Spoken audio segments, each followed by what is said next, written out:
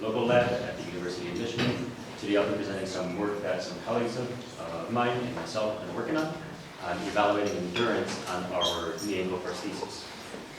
So knee ankle prostheses are great because they provide an ability to enable one that underwent amputation, but generally passive devices don't have power, so it's still difficult for patients to do ramps or stairs or the like. And power devices can provide that net positive work that passive devices can't, which is great. However, when you actually compare power devices to passive devices using traditional tests like the tug test, the timed up and go test, the power devices tend to actually still perform worse. So there's a promised benefit of power devices, but we don't actually reach that. We don't see that when we look at the clinical outcomes of the tests. So what we're looking at is, instead of looking at a narrowly focused single activity test or a few activity tests, like the time to go test, we want to look at a longer test, and that looks at endurance over a variety of activities, whether it's not just walking, but ramps and stairs as well. So that's what I'll be presenting today. Some pilot study using here, which I will speak very little on due to time, but it's a knee ankle prosthesis with a 22-to-1 transmission, quasi-direct drive. So it's nice and back drivable, and we specifically designed this thing to be pretty powerful so it can go upstairs and can go up ramps. Yeah.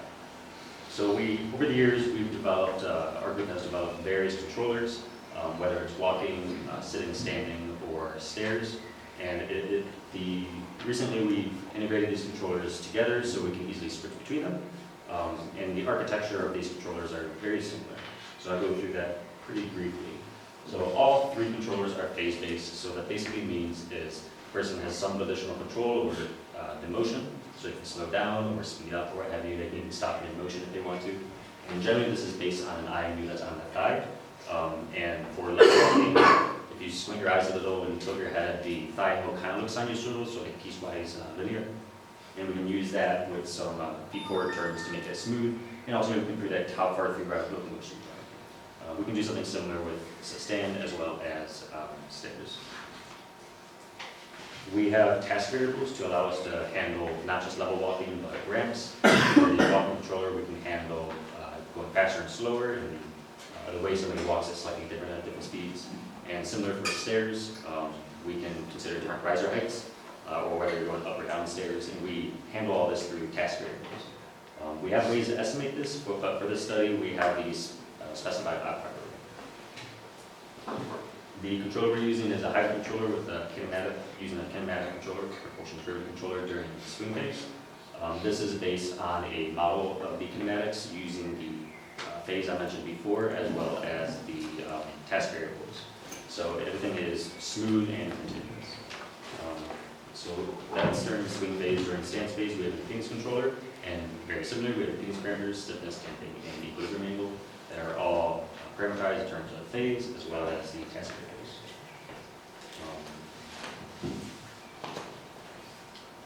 So we have these controllers, and over the years we've applied these usually in a pretty narrow context where we just want to see if the controller works and if there are some outcomes that we look at.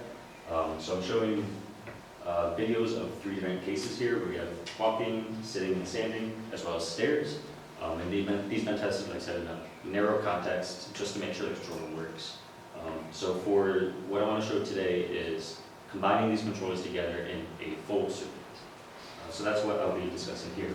We have a participant who goes through a circuit with sitting, standing, stair ascent, stair descent, ramp descent, and of course level walking as well. This is a case study. We only have one participant for this, and we want to see not how quickly, that's not the primary outcome, how quickly they go, but rather how many laps can they go before they reach fatigue. So it's a bit different outcome than, say, the time to go test. We had the participant continue laps until he reached fatigue, and did that for the power device as well as the passive device. Jumping straight to the main result, we can see that the power device actually is able to accomplish a lot more laps than the passive device. Counting both days, it's twice as much more so. How does reaching fatigue work? So in this case, it was left kind of vague. It was, we instructed the participant to say once you got exhausted to the point of basically they can still go out throughout their day. Yeah, we kind of want to narrow it down what we're getting in the first stage, but yeah. So he reached fatigue after 7 or 3 with passive device or total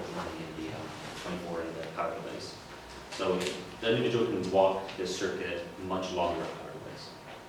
So that's very promising. We're able to see a positive result, whereas traditional tests, like time to go tests, generally don't show positive results. Looking at how the lap times, how long the lap times are, we see that the passive device is still a little bit faster. It takes less time to complete a full lap. So despite this, we were able to, the participant was walking a bit slower with the power device, but was able to accomplish the full number of laps. The main reason for stopping was due to ramping. He said that was from feedback from the participant. And when we look closer at from snapshots from the video, we see some asymmetries. The step length with the passive device is drastically more asymmetrical than the power device. And although we didn't do any motion capture for this, we can look at mechanics of the power device, and we can see we are able to accomplish that. So that is a suggestion that we're doing the right thing. Yeah, I'll conclude there.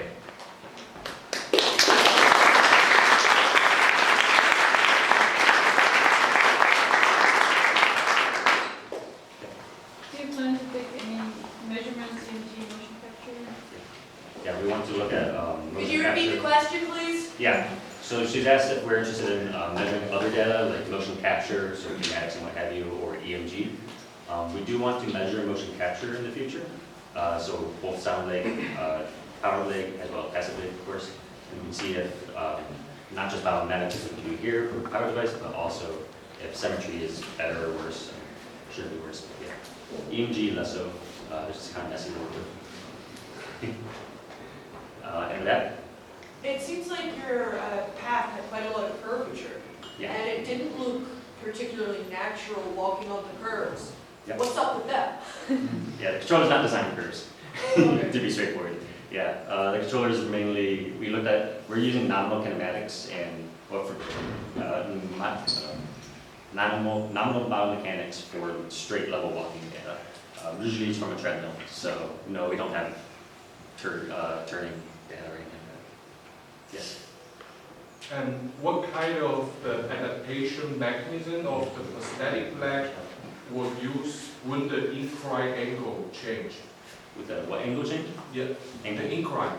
Oh, incline. Yeah. So for this study, we actually specified beforehand what the angle was. So we do have a task estimator that will tell the controller what angle you're going up or down. For this study, we're not using that. We just said, oh, we're at ramp now, and a researcher said, okay, we're at ramp now, and it changed the control mode to the task variable to be ramp. There's a question right here. Oh, sure. So just to clarify, this, the researcher was switching the modes as they approached, this didn't have any intent recognition, correct? Correct, for this study, yes. For this study, okay. We're looking into it, Working though. on that as well? We are working on that. Hold, yeah, we're working on that. It's exciting stuff. Yep.